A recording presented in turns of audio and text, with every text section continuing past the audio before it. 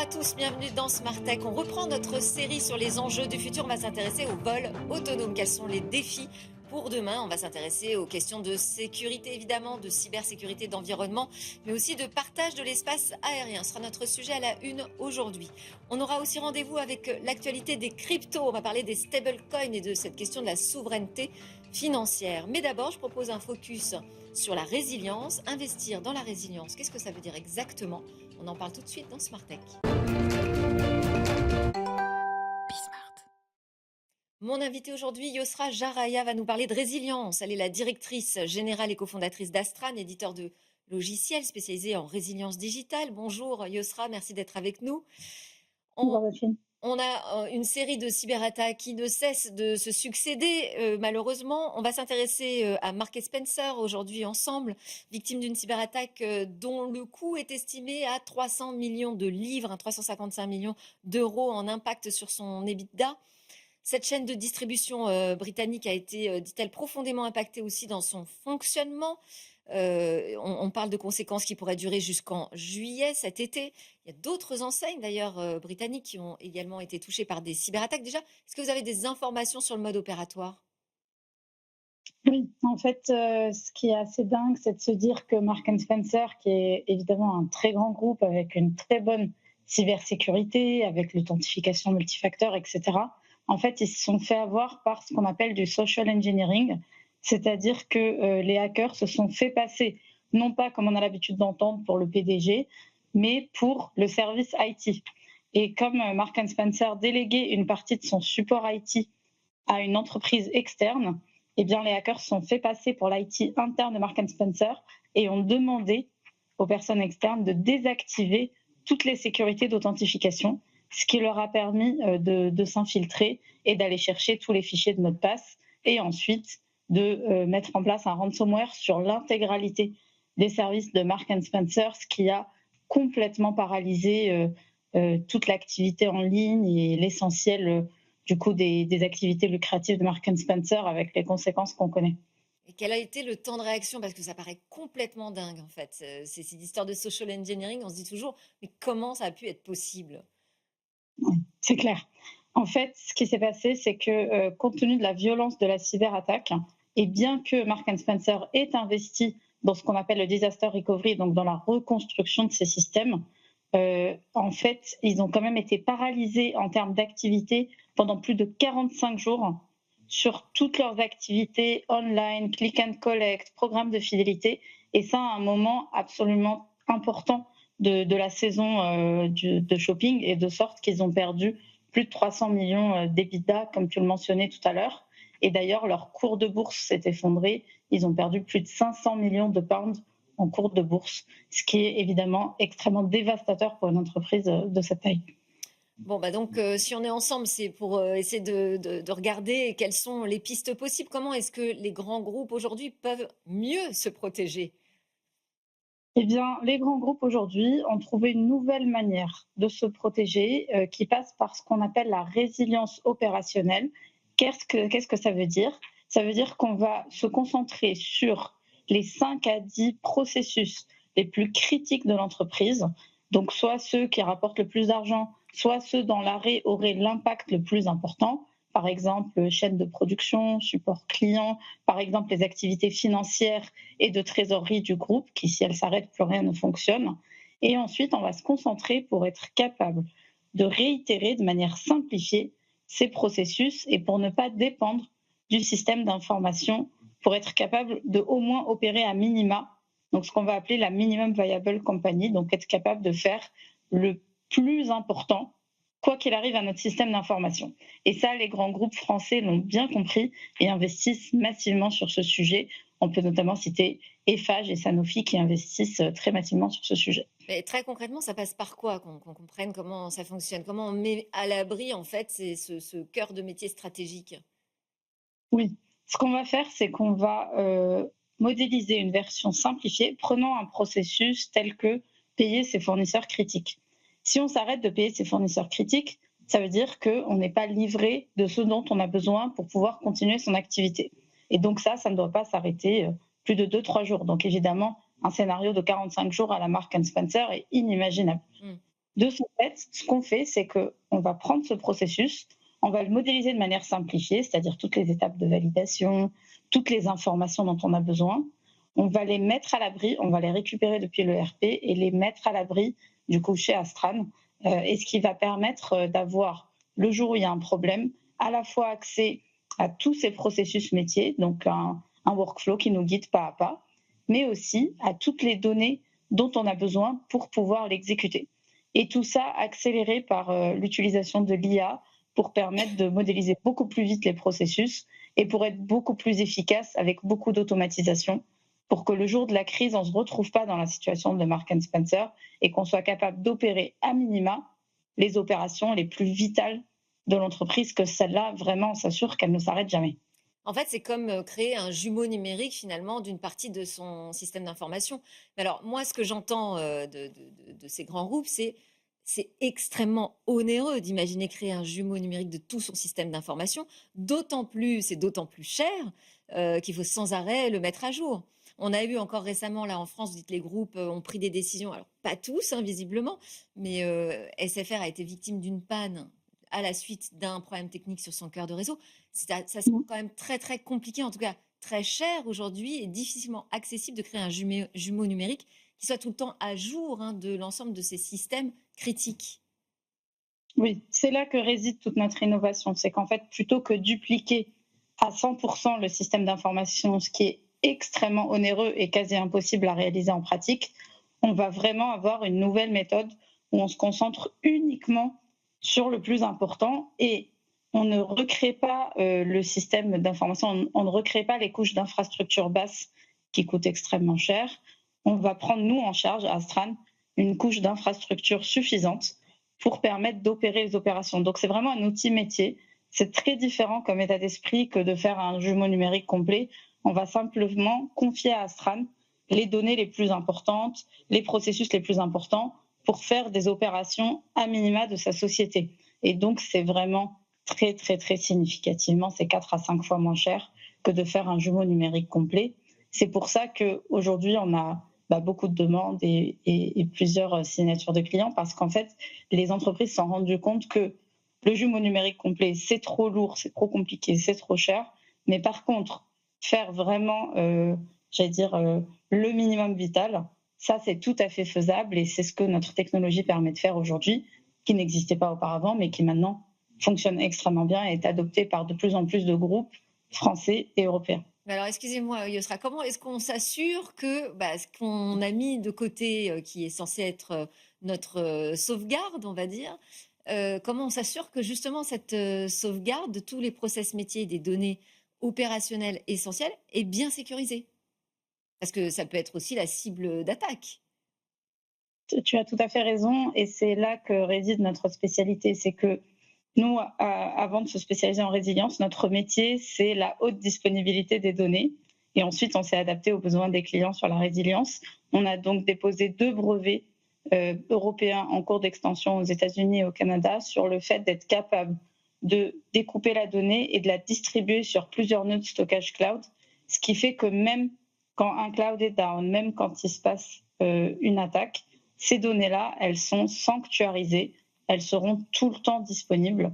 Et en plus, on met un certain nombre de sécurités supplémentaires qu'on a aussi brevetées qui vont permettre de s'assurer que seul l'utilisateur autorisé peut accéder à la donnée et que, pour qu'il ne se passe pas ce qui est arrivé à Marks Spencer, même les utilisateurs autorisés ne peuvent pas supprimer la donnée. Ils ne peuvent que ajouter des versions supplémentaires, ce qui fait qu'on peut toujours revenir à une version propre de la donnée. Tout a été pensé, si je peux dire, c'est notre obsession, c'est notre unique métier, d'assurer la résilience de ces données vitales et de faire en sorte que le jour où il y a un problème, il suffit d'allumer Astran et on a tout ce dont on a besoin pour opérer sa société. Merci beaucoup, Yosra Jaria, de nous avoir permis de commenter cette actualité sur les cyberattaques et ces nouvelles méthodes de résilience. Je rappelle, vous êtes la directrice générale et cofondatrice d'Astran. À très bientôt. Merci. Troisième épisode de notre série Enjeux. On va s'intéresser au vol autonome et ses défis pour demain, défis sécurité environnementaux, défis de partage de l'espace aérien Entre autres, on en parle aujourd'hui avec François Chopard. Bonjour, merci beaucoup Bonjour. d'être avec nous. Vous êtes le fondateur et le PDG de Starbus, qui est un cabinet de conseil en management aéronautique, un accélérateur aussi international, Mmh. spécialisé dans les startups du secteur de l'aérospatiale et de la défense. Oui. Donc votre rôle, c'est vraiment de faciliter la mise en relation entre ces startups et ces grands groupes pour qu'elles Mmh. puissent grandir et prospérer. Alors on aurait dû avoir avec nous un représentant de CAPS, mais bon, il n'est pas venu. Voilà, tant pis. Ça ne nous empêchera pas d'évaluer un petit peu ce qui se passe dans ce domaine, parce qu'on parle beaucoup, et j'en fais partie, j'ai beaucoup parlé des vols autonomes, des taxis volants, en imaginant qu'on se rapprochait de l'échéance. Et j'ai comme l'impression qu'on est plutôt en train, là, de reculer sur ce sujet. En tout cas, on a eu les Jeux Olympiques 2024 qui étaient censés mettre à l'honneur ces nouveaux modes de transport. Et puis, badaboum, finalement, Volocopter n'a pas pu effectuer ses transports de passagers en Île-de-France à bord de ces taxis volants. Donc, projet abandonné. Alors, je dis catastrophe. Je ne sais pas, est-ce que c'est une catastrophe? Est-ce que c'est un recul? C'est un mauvais signal? Comment vous l'interprétez? C'est vrai que c'est un état de la technologie qui fait que ces véhicules ne sont pas certifiables en l'état. Et on en parle depuis le début. Moi, c'est toujours ce que j'ai dit. J'investirai dans ce genre de véhicule une fois que la certification, le processus de certification tel qu'il est défini par la FAA aux États-Unis ou l'EASA en Europe sera clairement établi. Ce qui n'est toujours pas le cas. Comment vous l'expliquez? Mais on l'explique et pour avoir longuement discuté avec les inspecteurs de l'FAA, hein, on essaie de certifier 3 choses en même temps. Premièrement, un nouveau système énergétique. Donc on parle de carburant à de l'électricité et des batteries. Ouais. Le premier élément. Deuxièmement, un nouveau système de propulsion. On a des moteurs électriques avec une architecture qu'on appelle distribuée. C'est-à-dire au lieu d'en avoir un ou deux, on en a 5, 6 répartis sur tout l'aéronef. Et ensuite, on essaie de rajouter par-dessus ça le vol autonome qui n'existe nulle part ailleurs. Et donc les autorités, ce qu'elles expliquent, c'est qu'elles savent faire une étape après l'autre, mais pas tout en même temps. Ouais. Et donc on revient dans ce paradigme où par quoi on commence. Et là, quand on regarde les différents acteurs qui sont maintenant quasiment plus que des acteurs américains, en tout cas correctement financés, on voit que on enlève la caractéristique autonome, hein, donc on remet un pilote. Ça, c'est la première étape. On ne va pas changer l'architecture distribuée, mais on est en train de regarder pour remplacer les batteries qu'on avait imaginées au départ par un système plutôt hybride avec une turbine alimentée par du carburant qui génère de l'électricité pour alimenter les moteurs. Alors justement, si on précise un peu de quoi on parle exactement, parce que quand on adresse le sujet, par exemple des taxis volants, on voit des espèces de grands drones. Qu'est-ce que aujourd'hui, vers où on se dirige comme nouveau mode de transport et comme aéronef autonome? Alors, ce qui est intéressant, vous faites bien de le dire, sur ces aéronefs et leur architecture, on était parti il y a une dizaine d'années sur des architectures extrêmement différentes. On l'a bien vu, un volocoptère, une petite cellule, une vingtaine d'hélices, pas d'ailes, d'une part. On a vu avec l'Ilium. Avec donc ce décollage, atterrissage vertical. Voilà, le principe, hein, c'est qu'ils sont tous en décollage et atterrissage vertical. Caractéristique, voilà, de Hein? ces nouveaux aéronefs, oui. Donc on a vu Volocopter avec cette architecture, on en a vu un autre avec l'Ilium, toujours en Allemagne, où là, cette fois, on a des tout petits moteurs intégrés dans les ailes, hein, et des ailes qui bougent pour faire varier le flux et pour décoller en mettant le flux vers le bas, et puis en route en mettant les ailes à plat. Donc ça, c'était des nouvelles architectures assez innovantes. Et puis des architectures un peu plus classiques, on le voit avec Archer aux États-Unis, à Los Angeles, ou Joby à San Francisco, où là, on s'apparente plus de l'hélicoptère, hein, la forme de l'hélicoptère. On n'a pas 2 pales, mais on a 4 ou 5 hélices pour monter. Et puis ensuite, on a d'autres hélices à l'horizontale, qui elles sont là pour pousser, et qui ont 2 fonctions bien différentes. Alors, vous avez évoqué des projets aux États-Unis. Il y a déjà des vols aujourd'hui, voilà, pas en Europe, mais ailleurs dans le monde. On est en train de prendre du retard parce que on sort on est dans le salon du Bourget. Où, historiquement, en tout cas, on a l'impression depuis quelques années, c'était un sujet qui était de plus en plus présent, qui montait. Et là, aussi beaucoup moins de lumière sur ces nouveaux modes de transport au Salon du Bourget. Est-ce qu'en France, en Europe, on est en train de prendre du retard selon vous? Alors, prendre du retard, honnêtement, je pense pas. Effectivement, les deux acteurs européens qui étaient à la pointe, Lilium et Volocopter, ont dû arrêter leurs opérations par manque de financement. Alors que Joby et Archer aux États-Unis, eux, continuent à lever de l'argent. Les deux sont cotés en bourse, si je ne m'abuse, et continuent leur développement. Donc, effectivement, les entreprises européennes sont moins présentes que les entreprises américaines. Ce qui est intéressant de voir Parce aussi. que moins financé, c'est ça que vous nous Et dites. oui, du coup, moins financé. Toujours ce même problème dans Et, l'écosystème de l'innovation. et donc, avec des entreprises qui s'arrêtent. Ouais. Ce qui est intéressant de voir, si on parle de financement, c'est que ces entreprises américaines, que ce soit Joby, est largement financée par Toyota, acteur japonais. Archer, largement financé par Stellantis. Est-ce que Stellantis est français, italien, mais alors en tout cas certainement européen. Européen, oui. Donc ces deux entreprises américaines sont quand même financées par des fonds non américains. Donc ce qui est intéressant et paradoxal. Ouais. Mais en tout cas, quelle que soit l'origine des fonds, force est de constater qu'ils sont meilleurs que les Européens pour enlever. Et ça peut s'expliquer par une approche un peu plus conservatrice en termes de design.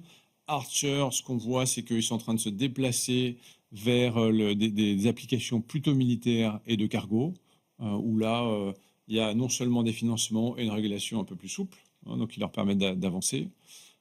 Et ce qui est intéressant, c'est de voir que la seule entreprise dont le véhicule est certifié est une entreprise chinoise, certifiée par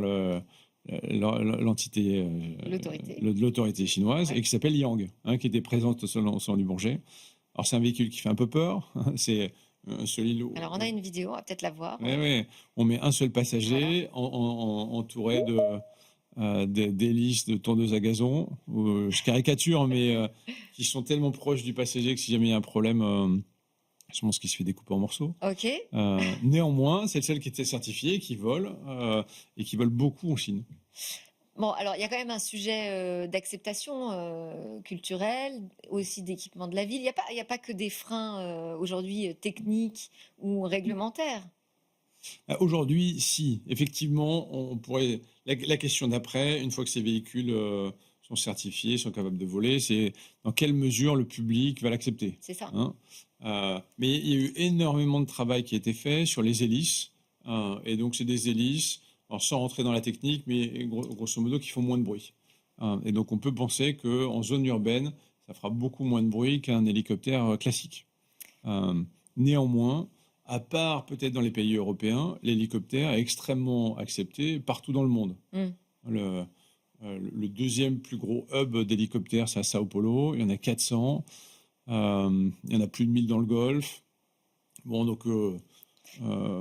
Mais alors sur cette quête d'autonomie, parce que on voit les progrès fulgurants en matière d'intelligence artificielle, on se dit que la voiture, elle est quand même depuis de nombreuses années, elle progresse aussi sur la question du pilotage autonome. Là, on va être sur des trajets qui vont être peut-être plus simples à rendre autonomes parce que ça se passe dans les airs. Est-ce que cette piste, elle est totalement abandonnée selon vous, sur l'autonomie du pilotage? Alors, c'est intéressant, quand on parle d'autonomie de pilotage, aux États-Unis, il y a quelques avions de la marque Cirrus, qui est un constructeur américain possédé par des Chinois, où quand le pilote a un problème, on appuie sur un bouton et l'avion se pose tout seul. Où que soit l'avion, il détecte l'aéroport le plus proche et il fait tout l'atterrissage et j'en parle d'autant plus que je suis pilote, j'ai piloté ces avions aux instruments. Donc la question du vol autonome, c'est plus vraiment une question. Et c'est beaucoup plus facile de faire voler un avion ou un hélicoptère de manière autonome dans le ciel que sur la route. La raison est simple, c'est que le ciel est, on va dire, quasiment vide. Certes, autour des gros aéroports, il y a un peu de congestion, mais partout ailleurs, c'est vide. Donc vous dites c'est quasiment plus un sujet technologiquement. Non, et on le voit même pour les avions commerciaux. Dès l'instant. Pourtant, aujourd'hui, on n'a aucun vol 100% autonome. en, en activité. Et il y a quand même cette inquiétude. Alors, je ne sais pas si vous êtes pilote, je pense qu'il y a une question aussi d'acceptabilité de la part Des passagers. des pilotes et des passagers. Et puis, il y a cette inquiétude quant aux cyberattaques, parce qu'on en parlait en ouverture de l'émission. Bah, plus un vol est autonome, plus il y a un risque d'attaque dessus. Ça peut être un frein quand même, ça. Aujourd'hui, ça ne l'est pas. Ouais. Toutes les pseudo-cyberattaques qui ont été déclarées, ils se sont rendus compte que finalement, ça n'était pas. Donc l'avion est extrêmement protégé. Et mes collègues de Thales pourraient en parler mieux que moi, mais que ce soit les liaisons satellites ou l'accès au calculateur est très protégé. Bon. Donc ça reste du cinéma, ce qu'on voit aujourd'hui. C'est pas encore d'actualité. J'espère que ça ne le deviendra pas, mais c'est plus. Ouais. Comment vous voyez là sur l'année 2025-2026, comment vous voyez les choses évoluer là en matière de nouvelles mobilités urbaines, de taxis volants, de vols autonomes? Vous pensez que on va encore marquer le pas? Ben, une fois que il y a un sujet dont on n'a pas abordé, c'est les batteries. Hein. Les batteries, on pensait qu'elles auraient une évolution supérieure, enfin une évolution dans leur performance qui s'est révélée vraie dans le domaine de l'automobile. Hein. C'est-à-dire que les batteries sont devenues beaucoup, beaucoup moins chères. On a un petit peu de gain de densité, donc les trajets en véhicules terrestres ont légèrement augmenté, mais par contre, sur la densité des batteries pour ces véhicules aériens, ça reste une progression lente. Ouais. Et donc, ça veut dire que ça limite les trajets. Pas aller très loin. Ça limite les trajets, d'autant que les organismes de certification imposent 15 minutes de sécurité à l'arrivée en cas de problème, une utilisation des batteries d'une certaine manière, ce qui fait que le vol, et c'est pour ça qu'ils sont partis certifiés, une des raisons pour lesquelles ils ne sont pas certifiés, mais le vol réel dont on pourrait bénéficier, c'est entre 10 et 15 minutes. Oui. Donc ce qui est extrêmement faible et qui limite les déplacements. Mais on voit que certains acteurs sont en train de transformer ces batteries en une énergie hybride, donc à base de carburant. Et donc à partir de ce moment-là, on va revenir à des performances un peu plus standards et une capacité de vol bien meilleure. Donc on peut espérer qu'à partir de ce moment-là, en remettant un pilote, ça devrait... On remet un pilote, on remet un peu d'essence et Ouais. c'est ça. Bon, merci beaucoup François Chopard de nous avoir éclairé sur ces enjeux pour les vols de demain, la mobilité de demain dans les airs. Voilà, et on regrette l'absence de Paul Cassé à nouveau. Merci encore. On passe dans Smart Tech à l'actualité autour des cryptos.